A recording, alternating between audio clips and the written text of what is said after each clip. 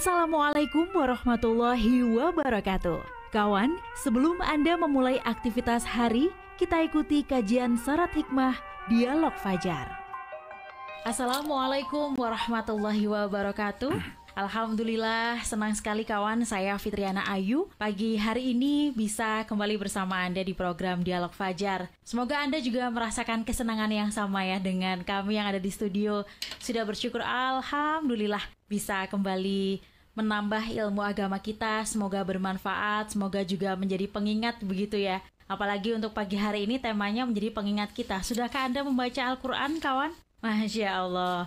Karena yang kita bahas ini tentang hatinya manusia, hatinya kehidupan begitu ya. Semuanya ada di Al-Quran. Dan kita perdalam dengan Ustadz Ali Mu'afa dari Pesantren Al-Quran Nurul Falah Surabaya. Assalamualaikum Ustadz Ali. Waalaikumsalam warahmatullahi wabarakatuh. Alhamdulillah ketemu kembali. Sehat Ustadz ya? Sehat semua. Mudah-mudahan kawan-kawan juga sehat semua. Insya Allah sudah membaca Al-Quran juga Ustadz ya? Insya Allah begitulah. Iya, ada beberapa waktu lalu ada pertanyaan dari kawan kita Ustadz tentang membaca Al-Quran. Tapi kali ini di Masjidil Haram Ustadz. Masya Allah, tempat impian semua umat Islam begitu ya. Ngajak-ngajak ini rupanya. Masya Allah, betul-betul.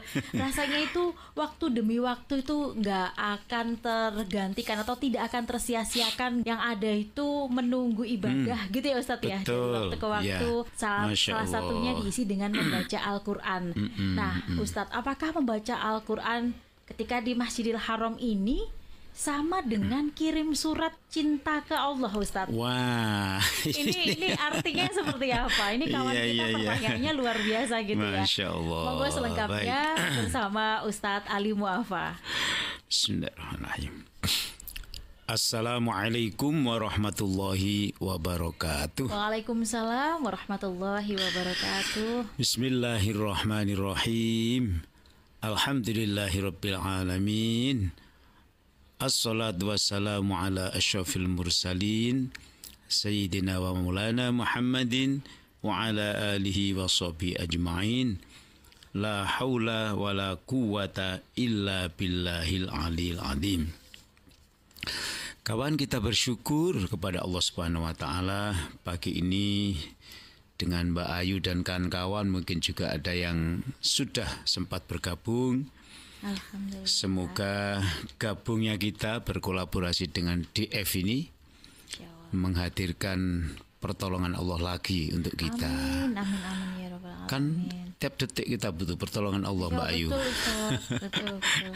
Lah ini kawan, termasuk Allah kasih ilmu, kasih inovasi kepada kita melalui kawan-kawan di luar ya, yang memang menjadi pertanyaan Mbak Ayu ya. Jadi apakah membaca Al-Quran di Masjidil Haram itu sama atau bisa disamakan dengan membaca atau kirim surat kepada pengirimnya? Masya Allah. Ya mungkin pengirimnya itu maksudnya Allah, mungkin begitu ya. Iya, saya kira begitu itu ya. Kalau dulu kan surat-suratannya by kertas nih Ustaz. Sesama manusia itu kan surat-suratannya kertas gitu ya. Nah ini membaca Quran dengan pemilik manusia gitu ya Ustaz. Ya bagus lah saya kira ini untuk mereview lagi lah ya.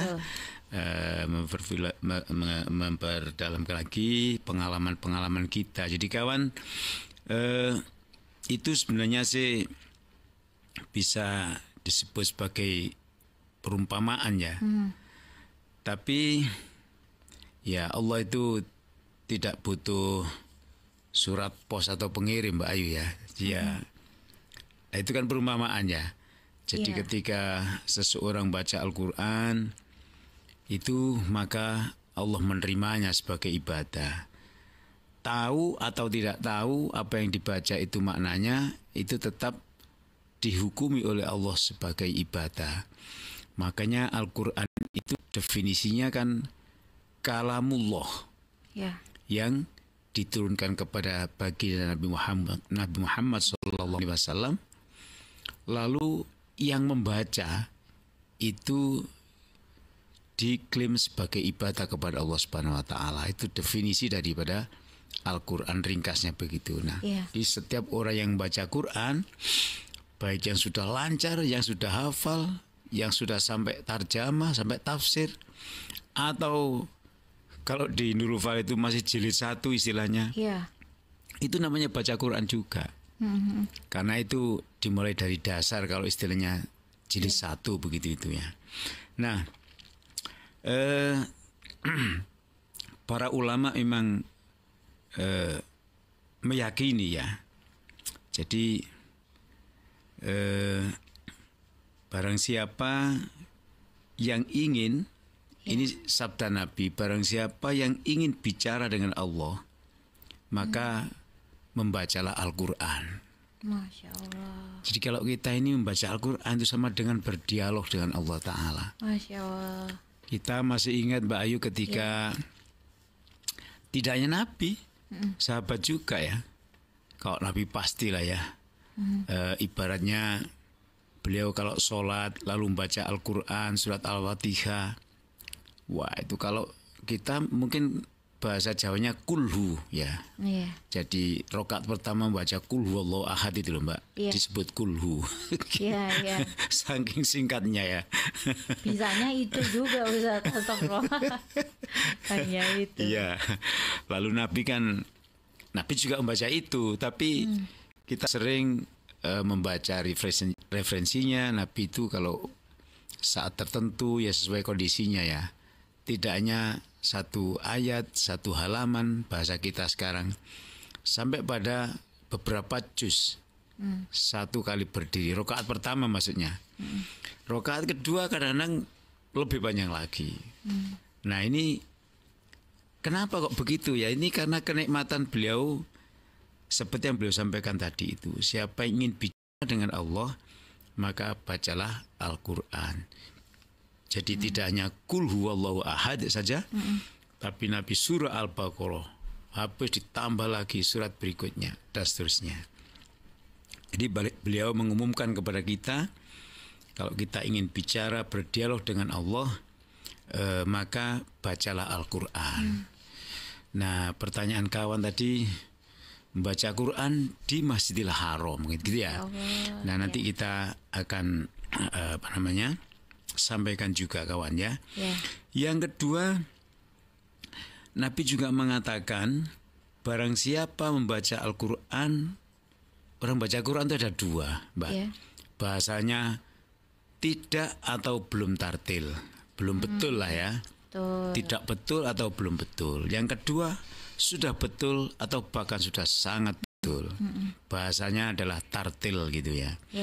Nah, Nabi mengumumkan, tadi kan ditawari kalau mau bicara dengan Allah bacalah Quran. Nah sekarang Qurannya bagaimana? Barang siapa yang baca Al-Quran dengan tartil, dengan betul sekali, maka dijamin oleh Allah menjadi komunitasnya malaikat.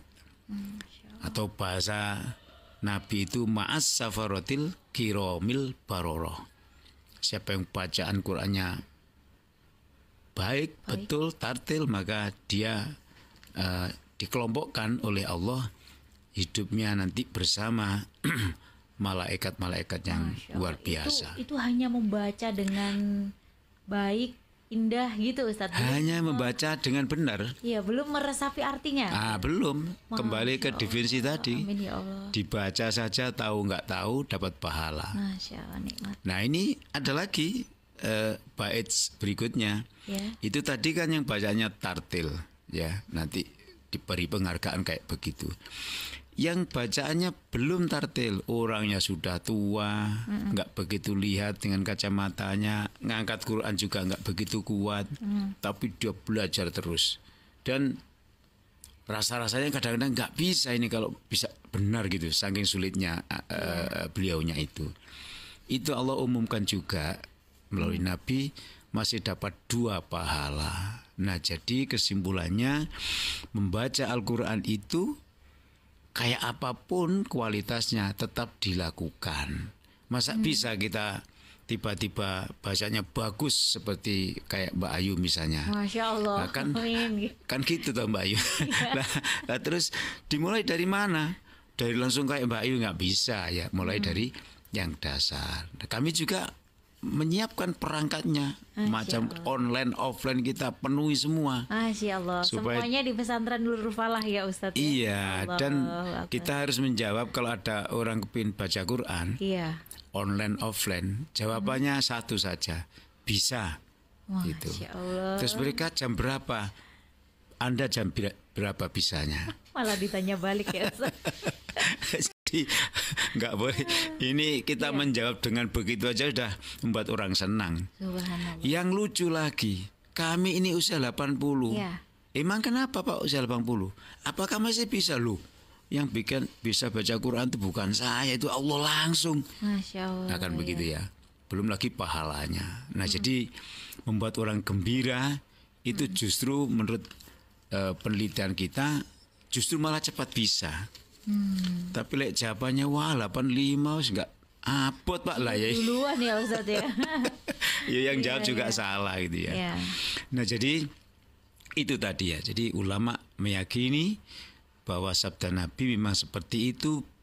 Siapa yang ingin bicara dengan Allah, bacalah Al-Quran. Nah, kemudian membaca Al-Quran itu memiliki nilai, Mbak. Tadi Mbak Ayu sudah mengisyaratkan bagaimana kalau kita baca Quran belum tahu artinya. Nah, nilai ini uniknya Mbak Ayu adalah terkandung dalam kalimat arti di balik kalimat yang kita baca. Terus orang kalau kita nggak tahu artinya gimana? Ya sudah dibaca saja. Jangan lalu tidak baca. Ada hikmah yang terselip yang itu juga tidak semua orang ya itu bisa meresapi perintah dan larangan Allah di dalam Al-Quran yang ia baca itu. Jadi kita membaca Al-Quran tidak ngerti artinya, asal kita itu lillahi ta'ala sudah dijamin. Lillahi ta'ala dengan suka bahwa ini kami ingin berdialog dengan Allah sebaik-baiknya. Zat yang kita rindukan kita bisa bertemu, maka Allah akan berikan nilai dalam kehidupannya, Mbak. Di antaranya misalnya ya, jadi tiba-tiba orang yang baca Quran tuh hatinya diberikan ketenangan, lalu diberikan cahaya yang membuat cahaya itu hidupnya menjadi sedemikian bahagia. Maka kalau kita habis membaca Quran itu ada doanya. Doanya antara lain kan, ya Allah jadikan Quran yang saya baca ini menghadirkan nur atau cahayamu. Lalu Nabi juga mengatakan, sinarilah rumahmu itu dengan membaca Al-Quran. Jadi Al-Quran itu punya cahaya ya yang dipasang oleh Allah yang akan menyinari hati orang walaupun hatinya sudah mati. Kayak sahabat Nabi ya dulu definisinya belum sahabat ya. Tapi pekerjaannya membunuh orang termasuk Nabi menjadi TO. Tapi begitu dia membaca Quran, ya nggak ada yang nyuruh, ya nggak ada yang mendampingi. Tiba-tiba dia mendapat nur atau cahaya, lalu dia menyatakan masuk agama Islam. Masya Allah. Dia terketuk hatinya dari berbagai macam ya. Jadi ada yang dirasakan kok susunannya. Lah kalau orang di sana kan ngerti bahasa Arab, Pak. Susunannya begitu indah terasanya. Mungkin kalau kita di sini seperti baca puisi yang indah begitu kali. Mungkin ya. Pokoknya berbagai hal lalu membuat terbuka hatinya. Dan kemudian dia menyatakan masuk Islam. Dan dia memilih Nabi Muhammad sebagai orang yang mendampingi bacaan syahadahnya itu. Jadi luar biasa kawan membaca Al-Quran itu ketika dialognya didengarkan dan direspon oleh Allah. Contoh tadi saya bilang bisa dia yang gak cocok, yang gak mau dengan Allah, memusuhi Nabi Muhammad, gak mau dengan Quran, tapi ternyata dia berubah karena nur atau cahaya yang ada dalam Quran ini.